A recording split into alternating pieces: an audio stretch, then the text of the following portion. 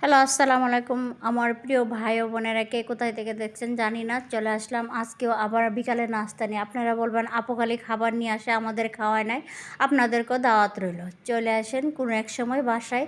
ছেলেদেরকে নিয়ে আসলাম, আমিও চলে আসলাম। আজকে শিক্ষামূলক কিছু কথা ছেলেদের বলবো। আর টেবিলে খাবারটা দিচ্ছি, দেখেন ওরা অনেকটাই খুশি, অনেকটাই আনন্দিত। আর বলতেছে আমার একটা কিছু কথা আছে। ওরা বলল ঠিক আছে, বলো আম্মু কী। তখন ওরা খুব মনোযোগ সহকারে হাসি ধৈর্য সহকারে শুনতেছিল। আমি বলতেছিলাম তোমরা যে সময় যেটা আবদার করো আমি ওইটাই দেই। আমারও তো কিছু চাওয়া পাওয়ার থাকে। বলো কী চাওয়া পাওয়ার? আমার একটাই কথা, তোমরা পড়াশোনা ভালো করবা, লেখাপড়ার মান ভালো করবা, পরীক্ষা ভালো রেজাল্ট দেখাবা। বললো ঠিক আছে। আমি কই তোমার মা হিসাবে কেমন মা আমি? তখন ছেলে ধরায় করলো তুমি আমার পারফেক্ট মা, তুমি আমার অনেক বাবা মা যা বলে দুনু ছেলে দেখেন এটা কি টাকা দিয়ে এ ভালোবাসে কিনা যায়? মানে এতটা প্রাধান্য দেয় ছেলেরা আমার থেকে আমারে বেশি ভালোবাসে। বাইরে যাইলে কো আম্মু সাবধানে যায়, ও এরকম কয়।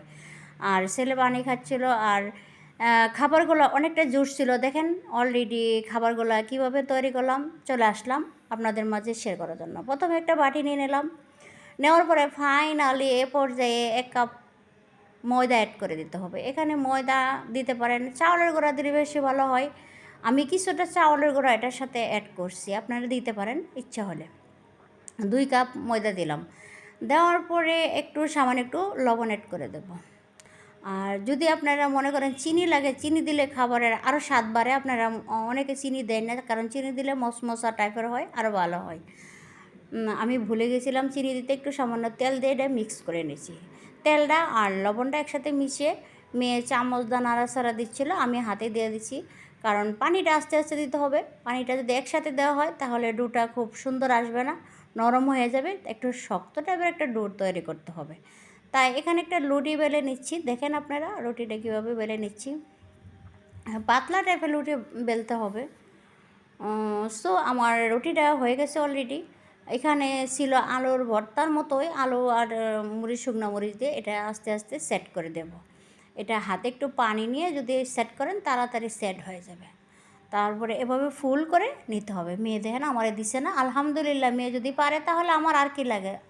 আমি চাই মেয়ে আমার কাছ থেকে শিখুক, আমি যা না পারি তা শিখুক মেয়ে। আমি প্রায় ভিডিও করার সময় মেয়েকে সাথে রাখি, কারণ মেয়েকে শেখানোর জন্য রাখি। আলহামদুলিল্লাহ মেয়ে অনেক কিছুই পারে।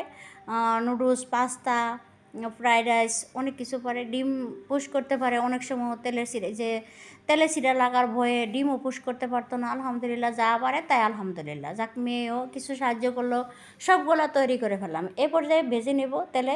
দেখেন এগুলো অনেকটা জুস ছিল। আমি এখানে একটু কালার ফুড দিলাম সৌন্দর্যের জন্য, কারণ বাচ্চারা খাবে তো, তার দেখতে যেমন সুন্দর লাগে তার জন্য একটু কালার ফুড দিয়ে অলরেডি একটু চাউলের গুঁড়া ভিজিয়ে এটা চোবা দিয়ে তারপরে ভেজে নিচ্ছি। অনেকটা সুন্দর ছিল।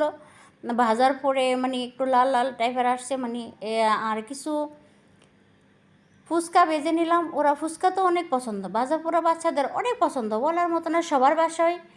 আর এ পর্যায়ে কী বলবো, আমি ফুচকাগুলো তুলে নিচ্ছি। দেখেন ফুচকাগুলো পুড়ে যাচ্ছিল, তাই সবগুলো রেডি করে দেখেন চলে আসলাম। খাবারটা এরকম ছিল। আপনারাই বলেন ভাজা পোড়া খাবার যদি থাকে টেবিলে আর কি লাগে। সবাই ভালো থাকেন, সুস্থ থাকেন। আল্লাহ হাফেজ, বাই বাই।